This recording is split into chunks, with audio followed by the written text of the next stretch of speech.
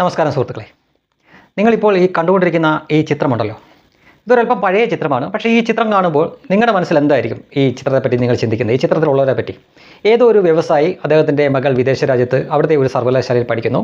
അപ്പോൾ അവിടെ ബിരുദദാന ചടങ്ങൊക്കെ ഉണ്ടല്ലോ, ഗ്രാജുവേറ്റ് ആവുന്നത്. അപ്പോൾ ആ ചടങ്ങിലൊക്കെ പങ്കെടുക്കാൻ വേണ്ടി കുടുംബസമേതം അവിടെ പോകുന്നു. അതിനുശേഷം സ്വന്തം മകളുമായിട്ട് നിന്ന് ഫോട്ടോ എടുക്കുന്നു. ആ ഫോട്ടോ സോഷ്യൽ മീഡിയയിൽ പോസ്റ്റ് ചെയ്തിരിക്കുന്നതായിരിക്കും എന്നായിരിക്കും ഒരുപക്ഷെ നിങ്ങൾ വിചാരിക്കുക.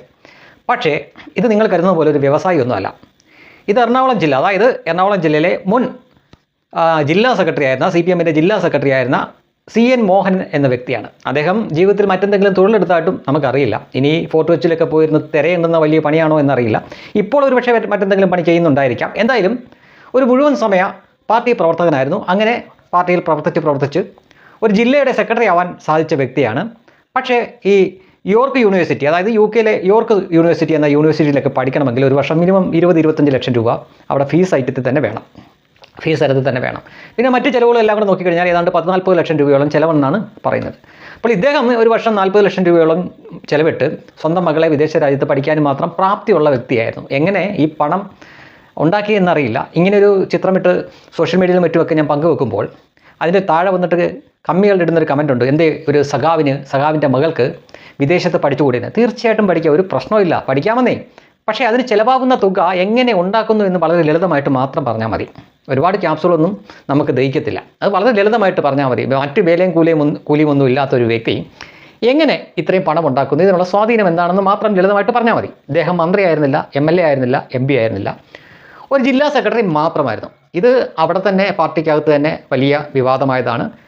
അതിനുശേഷവും അദ്ദേഹത്തിൻ്റെ മകളുടെ വിവാഹം വളരെ ആഡംബരപൂർവ്വമാണ്. ഏതാണ്ട് 2-3 ദിവസം തുടർച്ചയായിട്ട് നടന്നൊരു പ്രക്രിയയായിരുന്നു. വിവാഹത്തിന് മുമ്പ് തന്നെ വിരുന്ന് മറ്റു അങ്ങനെ കുറേ കാര്യങ്ങൾ, ഒരുപാട് വമ്പന്മാർ വന്ന് ലക്ഷങ്ങളല്ല കോടികൾ ചെലവിട്ട ഒരു വിവാഹ മാമാങ്കമായിരുന്നു അവിടെ നടന്നത് എന്നാണ് പറയുന്നത്. ഇതിനി ഒരു വ്യക്തിയുടെ കാര്യമാണെങ്കിൽ ഞാനിപ്പോൾ കാണിച്ചപ്പോഴായിരിക്കും പലരും ഇങ്ങനൊരു വ്യക്തിയെ തന്നെ അറിയുന്നത്, ഇങ്ങനൊരു ഫോട്ടോ തന്നെ കാണുന്നത്. ചിലർക്കൊക്കെ അറിയാമായിരിക്കും. ഇനി കാണിക്കുന്ന ഫോട്ടോ നിങ്ങൾക്കെല്ലാം അറിയാം. ഇതാരാണെന്ന് അറിയാമല്ലോ, CPI-യുടെ നേതാവാണ് ബിനോയ് വിശ്വം എന്ന മഹാനാണ്. ഈ ബിനോയ് വിശ്വം പലപ്പോഴും ഒരു ആവശ്യമില്ലാത്ത ഡയലോഗ് അടിച്ചിട്ടുള്ള വ്യക്തിയാണ്. അദ്ദേഹം ഇവിടുത്തെ നമ്മുടെ ഇപ്പം വിവാദത്തിൽ നിൽക്കുന്ന PM ശ്രീ എന്ന പദ്ധതിയെ ശക്തിയുക്തം എതിർക്കുന്ന ഒരു വ്യക്തിയാണ്. ഇദ്ദേഹത്തിന് 2 പെൺമക്കളാണ്. ഇദ്ദേഹത്തിൻ്റെ ഭാര്യയുടെ പേര് ശൈല ജോർജ് എന്നാണ്. അവരും വിദേശത്ത് പോയി പഠിച്ചിട്ടുള്ള വ്യക്തിയാണ്. അപ്പോൾ നമുക്കറിയാം, വിദേശത്ത് ആരും സൗജന്യമായിട്ട് വിദ്യാഭ്യാസം നൽകാറില്ല, നല്ല പണം കൊടുക്കണം. ഇപ്പം പിന്നെ UK പോയി പഠിക്കുക എന്നൊക്കെ പറഞ്ഞാൽ ഒരു സാധാരണ കാര്യമായി. നമ്മൾ വിചാരിക്കുന്ന പോലെ UK-യിൽ ഈ വലിയ യൂണിവേഴ്സിറ്റിയിൽ വലിയ ഫീസ് കൊടുത്ത് പഠിക്കുന്ന മാത്രമല്ല, ഇവിടത്തെക്കാളും മോശമായിട്ട് പഠിപ്പിക്കുന്ന, അവിടെ പോയിട്ട് ഈ കഷ്ടപ്പെട്ട് പണിയും കൂടെ ചെയ്തിട്ട് പിടിച്ചിരിക്കാൻ പറ്റാത്ത ചില സാഹചര്യമൊക്കെ ഇപ്പോൾ നമ്മൾ വാർത്തയിലോടും മറ്റും കാണുന്നുണ്ട്. അപ്പോൾ ഇപ്പോൾ UK-യിൽ പോയി പഠിക്കുന്നു എന്ന് പറയുന്നത് വലിയ ആനക്കാര്യമൊന്നുമില്ല. അപ്പോഴും ഒരു വർഷം തന്നെ ലക്ഷങ്ങൾ ഫീസ് വേണ്ട ചില ഇടങ്ങളുണ്ട്. അപ്പോൾ അത്തരം സ്ഥലങ്ങളിലൊക്കെയാണ് ഈ സഖാക്കളുടെയൊക്കെ മക്കൾ പോയി പഠിക്കുന്നത്. ഇനി ഈ ബിനോയ് വിശ്വത്തിന് 2 മക്കളുണ്ട്. അതിലൊരാൾ ഇപ്പോൾ കേരള ഹൈക്കോടതിയിൽ പ്രാക്ടീസ് ചെയ്യുന്നു എന്നാണ്, വക്കീലാണ്. അതായത് ലോ ബിരുദം ഈ വ്യക്തി എടുത്തത് ന്യൂയോർക്കിൽ പോയിട്ടാണ് ലോയിൽ ബിരുദം എടുത്തത്. മറ്റൊരു മകൾ ജേർണലിസം ഒക്കെയാണ് പഠിച്ചത്. കുറേ കാലം ഹിന്ദു എന്ന ന്യൂസ് പേപ്പറിലുണ്ടായിരുന്നു. പിന്നീട് അതിൽ PhD ഒക്കെ എടുക്കാൻ വേണ്ടിയിട്ട് പാരീസിൽ പോയിട്ടാണ് പഠിച്ചത്. നോർത്ത് നോക്കൂ, ബിനോയ് വിശ്വത്തിൻ്റെ 2 മക്കളും വിദേശത്ത് പോയിട്ടാണ് പഠിച്ചത്. ഭാര്യയും വിദേശ വിദ്യാഭ്യാസം നേടിയ വ്യക്തിയാണ്. അപ്പോൾ ഇവർക്ക് ഈ രാഷ്ട്രീയ നേതാക്കൾ എന്ന നിലയിൽ അദ്ദേഹം MLA ആയതാണ്, മന്ത്രി ആയതാണ്. അപ്പോൾ അതിൻ്റെയൊക്കെ പെൻഷൻ കാണും, അല്ലെങ്കിൽ ഇപ്പോൾ ഇരിക്കുന്ന പദവിയിൽ അദ്ദേഹത്തിന് പണം കിട്ടുന്നുണ്ടായിരിക്കാം. അപ്പോൾ ഈ പണമൊക്കെ ഉപയോഗിക്കും, അദ്ദേഹത്തിൻ്റെ സ്വാധീനമൊക്കെ ഉപയോഗിച്ചിട്ടായിരിക്കാം ഒരുപക്ഷെ അദ്ദേഹത്തിൻ്റെ മക്കളെയും ഭാര്യയൊക്കെ പഠിപ്പിച്ചത്. ഓക്കെ, നല്ല കാര്യം. പക്ഷേ അതേ വ്യക്തി തന്നെ ഇവിടെ PM ശ്രീ എന്ന പദ്ധതി, കേന്ദ്ര സർക്കാർ കൊണ്ടുവന്ന പദ്ധതിയെ അതിനെ ശക്തിയുക്തം എതിർക്കുകയാണ്.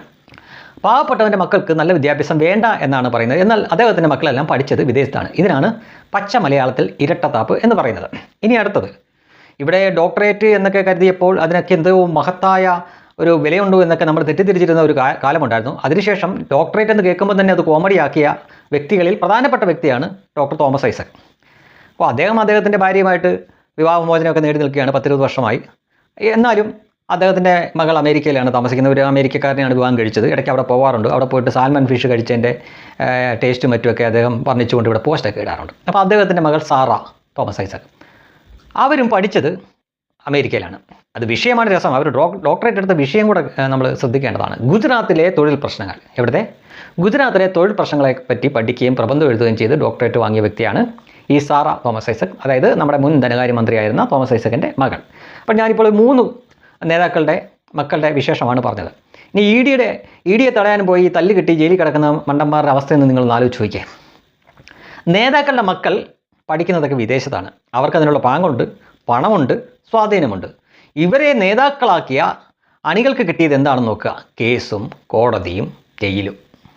ഈ മണ്ടന്മാർ ഇത് വല്ലതും അറിയുന്നുണ്ടോ? ഇനി ഇത് പോട്ടെ, എല്ലാവർക്കും വിദ്യാഭ്യാസം എന്നത് മുതലാളിത്തത്തിൻ്റെ മുദ്രാവാക്യമാണ് എന്ന് പറയുന്ന വ്യക്തിയാണ് പി രാജീവ്.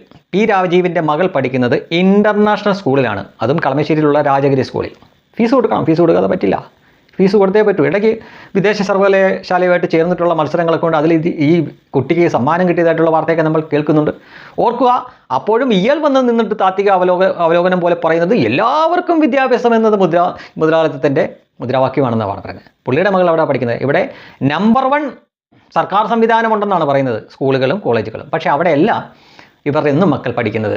അദ്ദേഹത്തിൻ്റെ മകൾ പഠിക്കുന്നത് രാജഗിരി ഇൻ്റർനാഷണൽ സ്കൂളിലാണ്. ഇനി സാക്ഷാൽ പിണറായി വിജയൻ്റെ കൊച്ചുമകൻ മുഖ്യമന്ത്രി ആയതിനു ശേഷം വി ഡി സതീശൻ അദ്ദേഹത്തിനെ കാണാൻ വേണ്ടി അദ്ദേഹം വാടക വീട്ടിൽ താമസിക്കുന്ന ആ സ്ഥലത്ത് പോയി.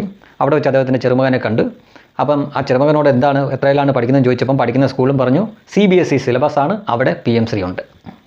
ഓർത്ത് വയ്ക്കേ, സ്വന്തം കൊച്ചുമകൻ പഠിക്കുന്നത് കേന്ദ്ര സിലബസിലാണ് പഠിക്കുന്നത്, മാത്രമല്ല അവിടെ PM-ശ്രീ ഉണ്ട്. ഇവിടെ PM-ശ്രീ വേണ്ട എന്ന് പറഞ്ഞുകൊണ്ട് ഒപ്പിട്ടിട്ട് ഞങ്ങളത് നടപ്പാക്കാൻ വേണ്ടിയിട്ടല്ല ഒപ്പിട്ടത് എന്ന് പറഞ്ഞുകൊണ്ട് ഇപ്പോൾ ക്യാപ്സൂൾ ഇറക്കിക്കൊണ്ടിരിക്കുകയാണ്. വലതുപക്ഷക്കാർ കയറിയിട്ട് അത് നടത്താൻ വേണ്ടി ശ്രമിച്ചുകൊണ്ടിരിക്കുമ്പോൾ അതിനെ പിന്നിൽ നിന്ന് കുത്താൻ നോക്കിക്കൊണ്ടിരിക്കുകയാണ് ഇടതുപക്ഷക്കാർ. എന്നാൽ അവരുടെയൊക്കെ മക്കളും കൊച്ചുമക്കളുമൊക്കെ എങ്ങനെയാണ്, എവിടെയായിരുന്നു വിദ്യാഭ്യാസം ചെയ്തത് എന്നാലോചിക്കുക. ഇനി മുൻ വിദ്യാഭ്യാസ മന്ത്രിയായിരുന്ന V ശിവൻകുട്ടിയുടെ മകൻ P ഗോവിന്ദശിവൻ എന്നാണ് ആ ചെറുക്കൻ്റെ പേര്. പ്രാഥമിക വിദ്യാഭ്യാസമൊക്കെ ഇവിടെയാണ് പഠിച്ചത്, പക്ഷേ അപ്പോഴും സർക്കാർ സ്കൂളിലല്ല പഠിച്ചത്.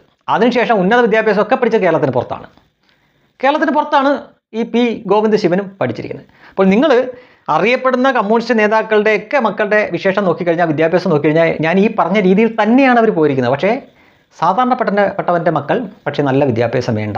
അവർ സമരമായിട്ട് തെരുവിലിറങ്ങണം, പോലീസിനെ കല്ലെറിയണം, ED വരുവാണെങ്കിൽ EDയെ കല്ലെറിയണം, ചുടുകട്ട എറിയണം, മുട്ട എറിയണം, ജീവിതാവസാനം വരെ കേസും കൂട്ടായിട്ട് നടക്കണം. ഈ സത്യമൊക്കെ ഈ അടിമ കമ്മികൾ ഏത് കാലത്ത് മനസ്സിലാക്കാനാണ്?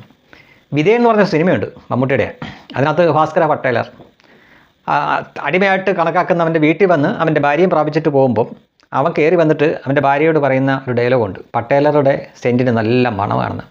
എന്ന അവസ്ഥയിലാണ് അടിമക്കമ്മികൾ. കഷ്ടം.